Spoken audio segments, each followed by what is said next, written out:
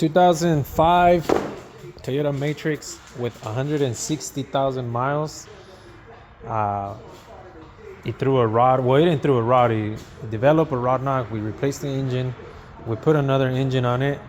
And the car, when we bought the car, they told us the car lost power, and it lost power in going up the hill, I think Mount Hood. It's a pretty big hill. So he said that he lost power, and the daughter kept trying to make it over the mountain, or at least to the mountain, because there's a rest area there. But the car kept losing power, and then it lost power and it developed a rod knock.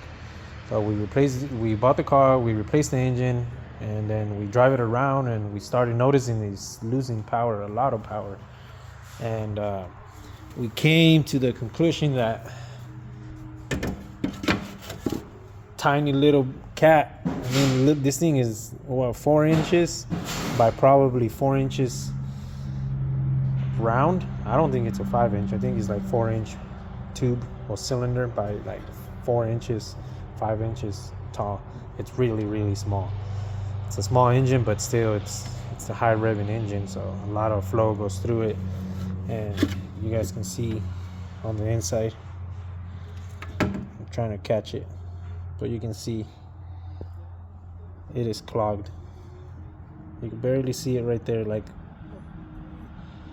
I'm trying to focus in, but I can't. Clogged. It's supposed to look like those little squares, and look at it. All of it clogged. Like, there's 3 of them there, 1 of them there, and then a few of them there. So yeah, and then the rest of them on the edge. But that will cause the car to get extremely hot. And that's how it's supposed to look. That's normal. And you can see on the other side, it's really clogged. So we noticed it never got hot. We just noticed it would just lose power. It wouldn't want to go. The good thing is we just went like a mile down the road, and we noticed it, and we turned around. Temperature was fine. We came back, and then it wouldn't want to drive. It just lost power. It wouldn't go. So quick tip, if you have a Toyota, I mean, it happens with a lot of cars. I've seen it happen before on a Subaru, a couple Subarus, another Civic that we had, and now Toyota. And like I said, a lot of people, they just keep going at it, and that's bad, because imagine the car is trying to, where does the exhaust go? It doesn't go nowhere. So yeah, if your car loses a lot of power, it's really noticeable. It runs fine on idle and in town, it's fine, but once you're trying to go, I remember we barely hit 60 and it was pushing it, like flooring it. It wouldn't want to go. You can see the runners, they're white. They're all white. Poor thing. If we would have kept going at it like that, yeah, we just replaced the engine, it would still develop another rod knock, or the engine would have just overheat and blow a head gasket. So just a quick tip. What we're gonna do in this case is, we are in Oregon, we don't have emissions, and we tried buying another aftermarket catalytic converter, and they are expensive. They're like $250, $300, and it takes about a week to get here. So we don't have emissions. It does have another catalytic converter on the bottom. We already checked, and it's not clogged. That one's fine. So we're just gonna puncture it out and call it a day. That's the best we can do. We can buy another one, and it can happen down the road. So we're pretty much trying to prevent this from happening again. Trying to save the engine. We could have the emissions like it did before, but it cost an engine, and it doesn't have a lot of miles. It only has 160,000 miles. So that was a bummer. I'd rather not have a catalytic converter, have a check engine light, but know that the engine's gonna be breathing better. So yeah, that's that. If you have emissions like California and New York, you really need to replace it, but we don't have emissions. I don't have to worry about it. Yeah, so that's that. This episode, we are pulling this single cam out of this car. This thing got super hot. You guys can see this thing melted. They were all melted and they broke in there. We got all of them out. I got all of them out. One by one. All Jose did was came over and clipped them off with the pliers. It made a mess. Yep. And made a mess because he pulled the coolant hoses without any pan on the bottom. Oh yeah. So we're gonna be doing this. I gotta pull the engine out, and then I have to. I have another block that I'm gonna use. I need to pull that head, resurface it, and then put it back in.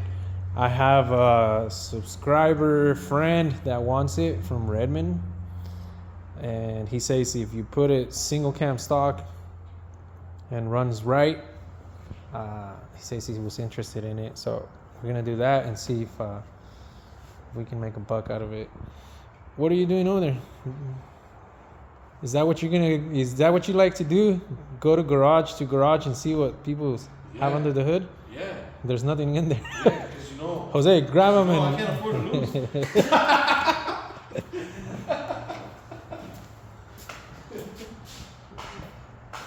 This big dude's name's Jamal. Can't even fit through that little. Well, I mean, not little. Dude, that's like freaking 2 feet. Dude, that's 2 feet space and you don't fit. Yeah, I do. That's suck in. Yeah. All right, so we are not gonna time lapse it. We're gonna pull it out because I don't want to time lapse it because it's a stock motor. We're gonna pull it out and we're. What are you doing? Having my evening coffee this afternoon. Evening? Dude, it's like freaking 5 p.m. already. Oh, afternoon. Off. Today's Sunday.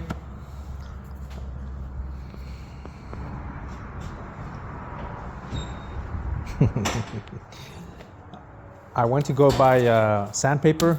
Today's Sunday. I really want to get that. Remember that Civic, that 4-door Civic? Well, I put that engine. I remember I got that engine at the wrecking yard. It was off of a low mile. It was off of a low mile JDM. This is a CC engine. That's a CC engine. I remember that was a low mile JDM engine on a car that was wrecked. It was a while back. The guy that sold me the car, if you guys remember in the video, he said the engine was seized, locked. Well, it wasn't. It wasn't. So what we ended up doing was, what ended up happening was, I think they overheated the car. You guys can see that. Yeah, it got hot, like super, super hot. Look at that. So the block spins fine. We took the oil pan out, popped the oil pan out. Rods are fine. None of them change color. Everything's fine. So I think I'm gonna resurface the head myself. I've done it before. It works good. If it's a lot, then what I'm gonna do, I'm gonna end up taking it to the machine shop. But everything seems fine.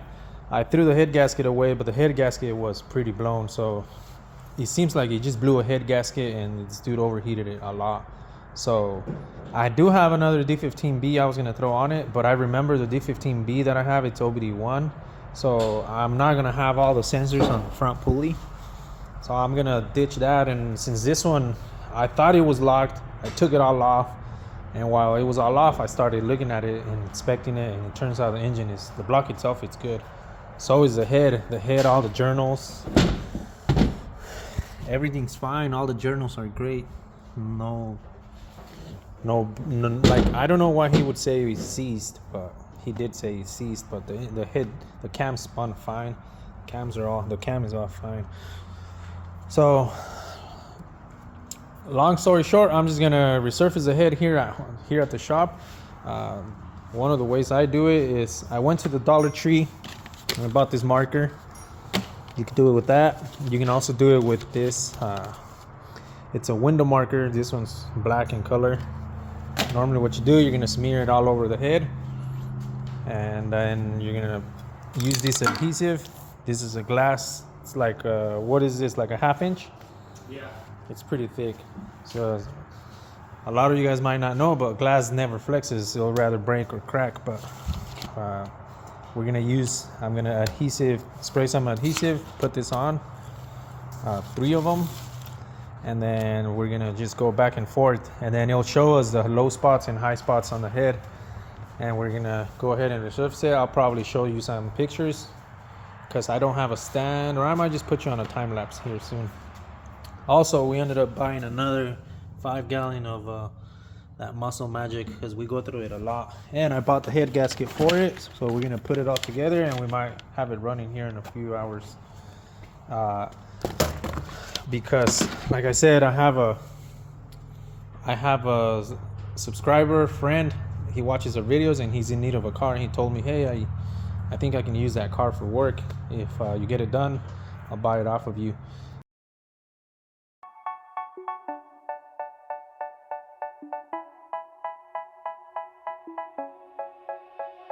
They say, oh my God, I see the way you shine. Take your hand, my dear, and place them both in mine. You know you stopped me dead while I was passing by. And now I beg to see you dance just one more time. Ooh, I see you every time. And oh my, I like your style. You make me wanna try. And now I beg to see you dance just one more time. So they say, dance for me, dance for me, dance for me, oh. I never seen anybody do the things you do before. They say, move for me, move for me, move for me, eh. And when All right, after 47 minutes of time lapse that you guys are gonna be, it's gonna be probably like 30 seconds for you guys. We finally got it there. Let me see if you guys can catch it.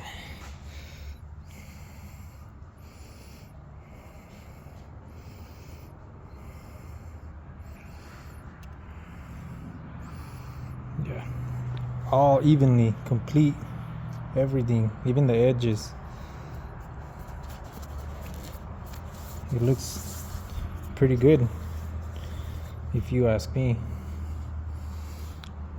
You guys can see it was really warped. It started really bad on the end, on the middle, where it was shiny on the sides and not in the middle, and we kept going and going until you have to keep going and going. This was for the sandpaper. It's 5 sheets for $8.99. Well, of course we don't have taxes here, but they're $8.99. Adhesive glue, we already had it. And what else? The marker, got it at Dollar Tree. $1.25, and like everything went up, the prices went up too. And then the one that I used first was the shoe marker, same thing, $1.25. So it was $5 at the Dollar General. I got something else, I can't remember. Oh, I got other things for some wipes and whatnot. But it's all done. I'm gonna go ahead and mate it to the block and do the put the new head gasket, torque them down, and put it back in there. Probably for you guys, it's gonna be just a few seconds, and then the car's probably gonna be running. So, how to save money and how to do it at home, it's possible, it's doable. Like I said, just grab a piece of glass, or this one I got it a while back. I can't remember where I got it, but I remember I picked it up. I think it's when I was trucking at a warehouse. They had a lot of them. They were gonna throw them away, and I grabbed one of them. This one's probably because of that, because it's chipped on the corner. But it works really good. So yeah, the engine's finally in. For those of you guys that know, I don't pull out the transmissions when I'm doing the D-series. The transmissions always stay, whether it's automatic or manual.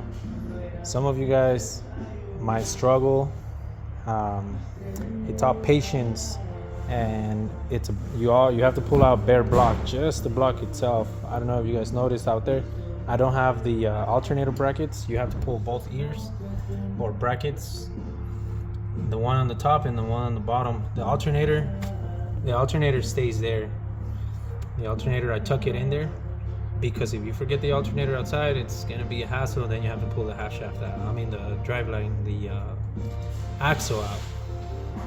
And all the wiring stays. The manifold, I pulled it up there. So right now I have to start doing the brackets. I have to do the top bracket for the alternator. And what else? And the bracket for the AC, and then the bracket for the power steering. So yeah, just so you guys know, you can pull out the transmission. A lot of people say just pull out the transmission. I personally don't do it unless, of course, the transmission's messed up, but then I would just pull the transmission out. I don't know, to me it seems like easier that way. So right now the engine, I just made engine and transmission. They're both in there. It actually didn't take us a lot, like 2 minutes.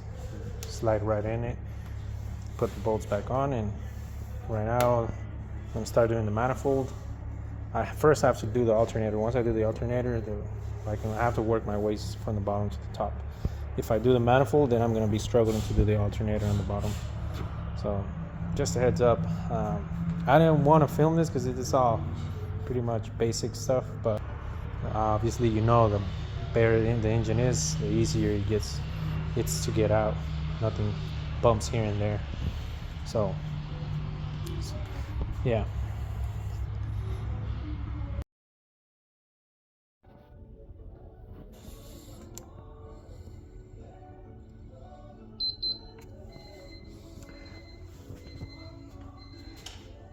All right.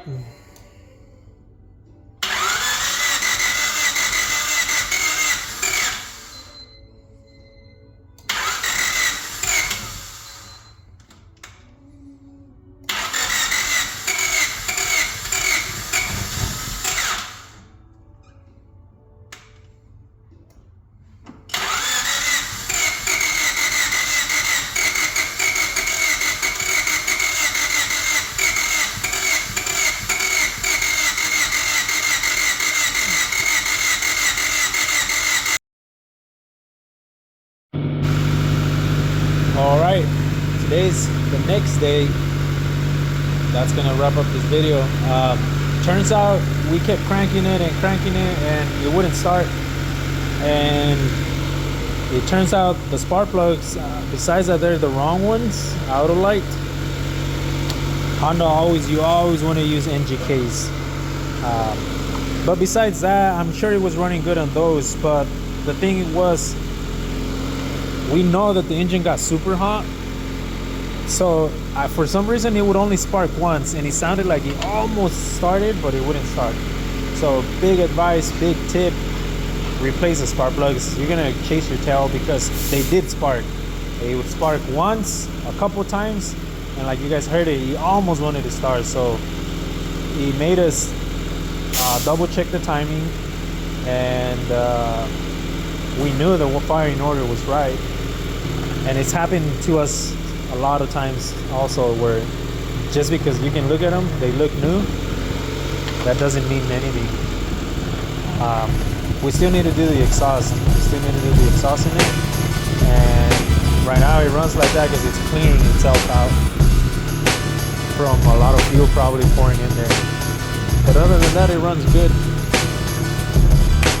So that's probably gonna wrap up the video. This one's gonna be gone here soon. And then we'll see what else